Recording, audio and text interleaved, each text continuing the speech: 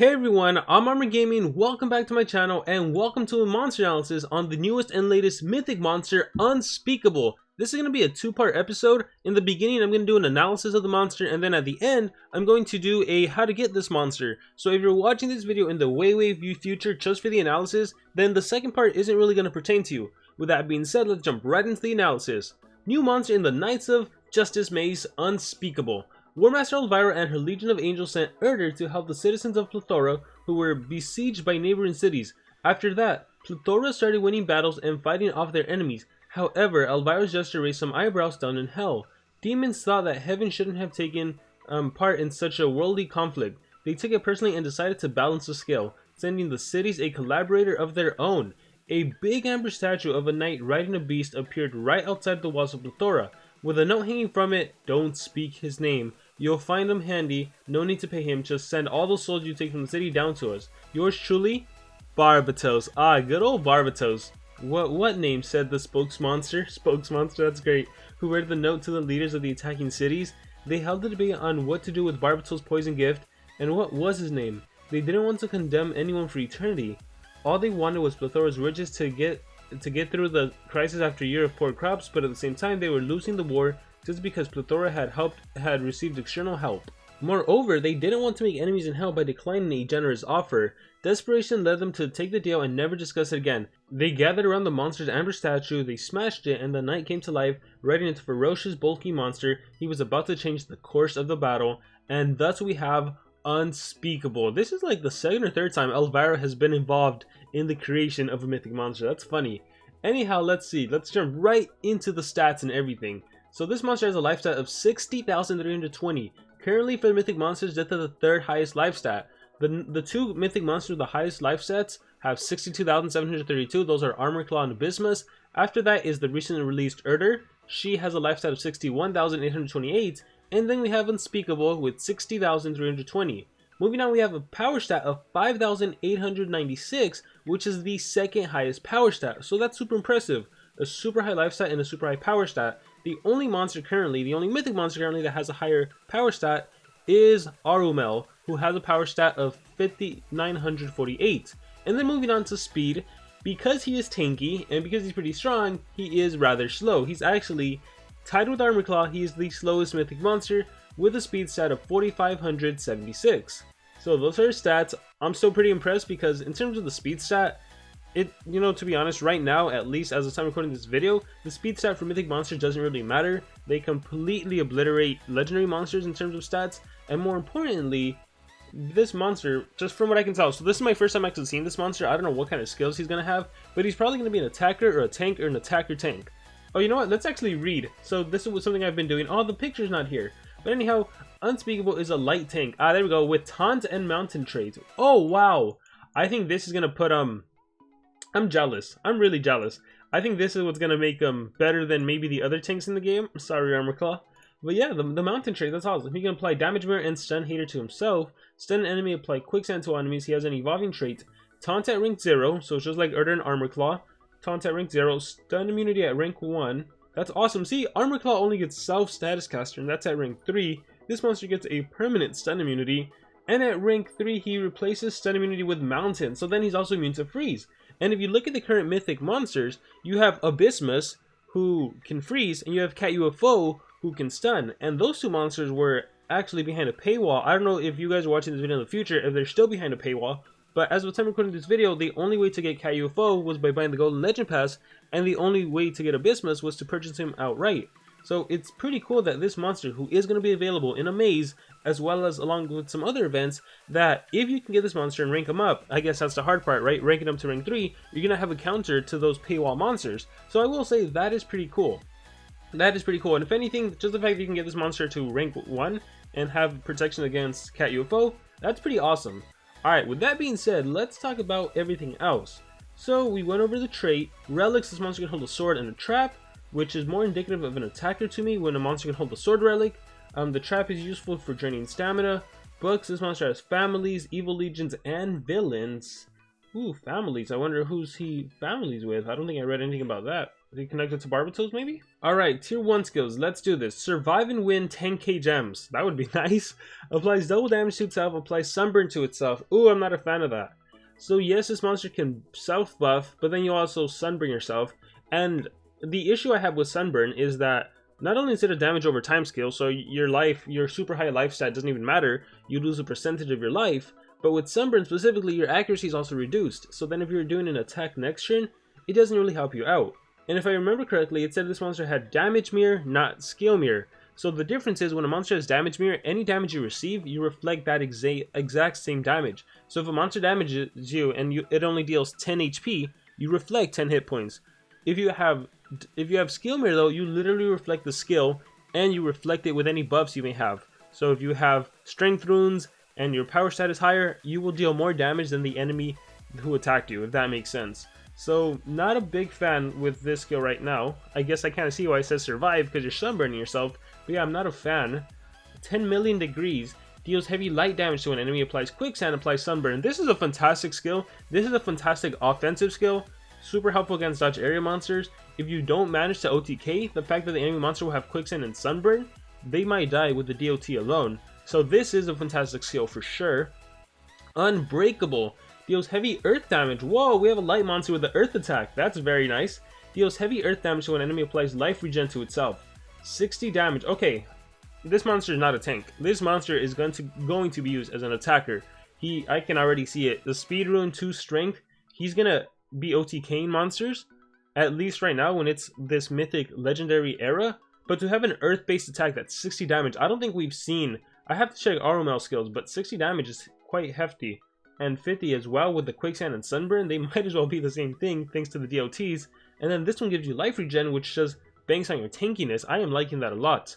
Let's see, don't sit on the cactus. Applies stun hater to itself, applies damage mirror to itself. Alright, applies stun hater, so you hate monsters that are stunned, and damage mirror, you reflect any damage. So I can see this working specifically in a situation where Monster Legends is a 3-on-3 team. So if you can stun the enemy, and then because it's a mythic monster, there is a way for him to. It'd be kind of hard to do because you'd have to play the game in a way where the enemies can be stunned for when it's your turn to attack, right? And it's a little hard because it involves you doing stun hater first, and then stunning, and then you got to make sure the enemies aren't stunned, because if they are stunned when it's their turn, after you activate your stun hater, they're gonna become immune to stun, if that makes sense. But I'm pretty sure there is a way you can synergize this to like stun everyone.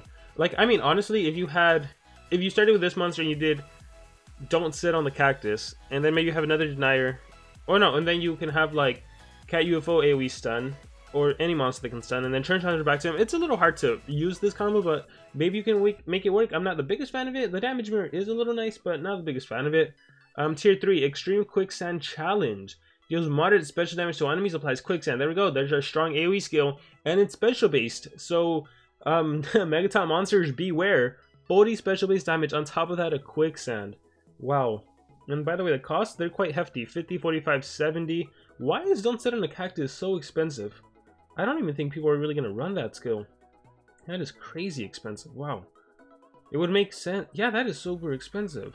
Alright, so Extreme Quicksand's Challenge, we talked about that.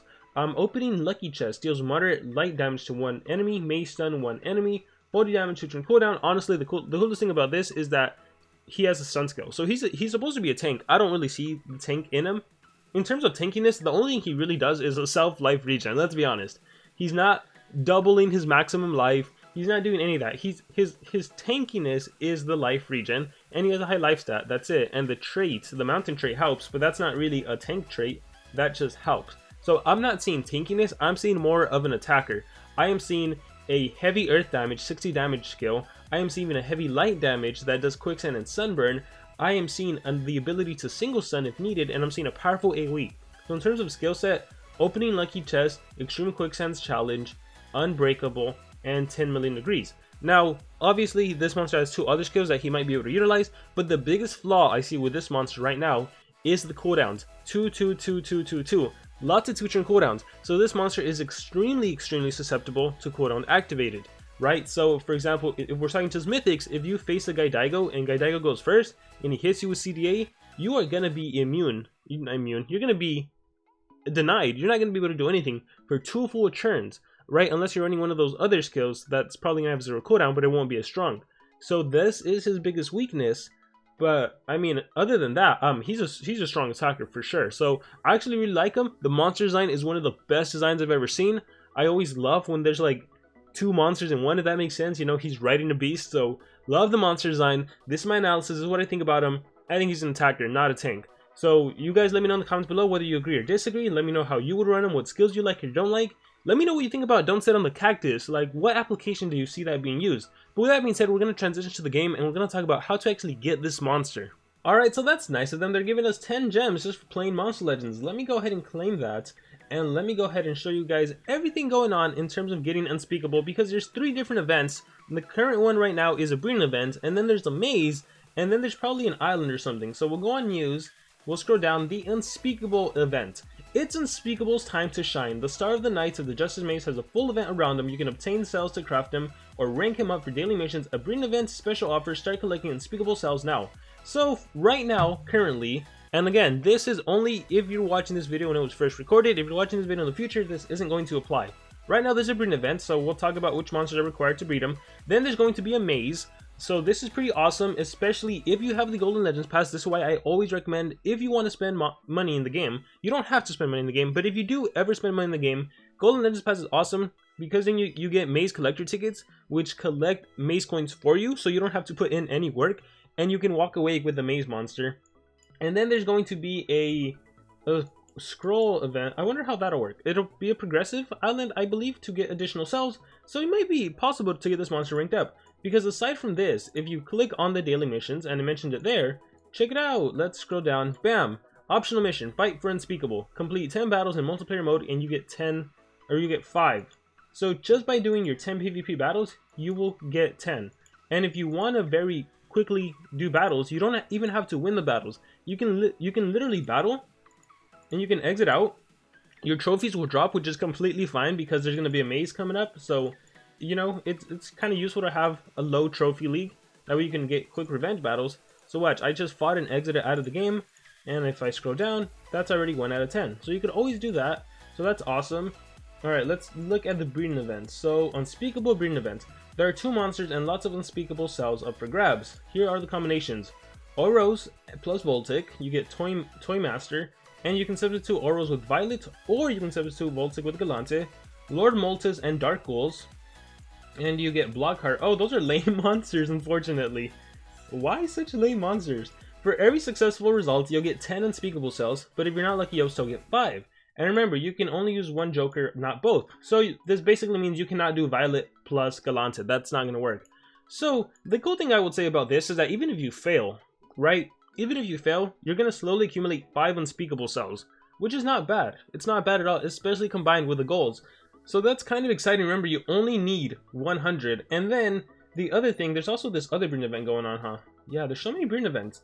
And then the cool thing is that the maze is literally the easiest way to get this monster. You can literally play for like 2 or 3 days and you'll get the monster. So please check out any video I've ever done on the maze, on how to get maze coins. I'll definitely be making another video tomorrow just to make sure you guys are 100% like you get this brand new mythic monster, especially for everyone doing new accounts. As long as you have this event, you are going to have this mythic monster in a matter of 2 days. It's going to be amazing. So yeah, I was hoping there was more, but it's really that. Daily missions. There's a breeding event right now here. I will try a breeding combo and we'll see what I get. So I think I can, oh, he's still 8 hours. So I think we can do this. And I think it was, what was it? Blockheart and Blockheart, or no, you can get Blockheart. Who do I want? I'll get Toymaster. Oros and Galante. So I will click breed. I will sort by Earth. By the way, there are new icons. I actually like them. I actually really like them. I noticed it when I was playing PvP. I'm like, that doesn't look right. Alright, Galante and Oros. By the way, an easier thing to do is to click on the heart. If you don't know this, the heart shows you which monsters actually breed with other monsters. So, see, now it's only the monsters that are in a breeding event or can do a permanent breedable monster. So, Earth, let me now sort by Earth. That'll make it easier. So there's my Oros, and there is my Galante. I like to put them like next to each other. Oops, next to each other, and start breeding. And we get 22 hours, which is a rare monster. So first one is unsuccessful, but hey, I am going to get 5 cells, and yeah, so that's how it starts, guys. So with that being said, that is going to be it for this video. I really hope you guys enjoyed. Let me know what you think about the monster Unspeakable in the comments below. Thank you very much, and I will see you all next time.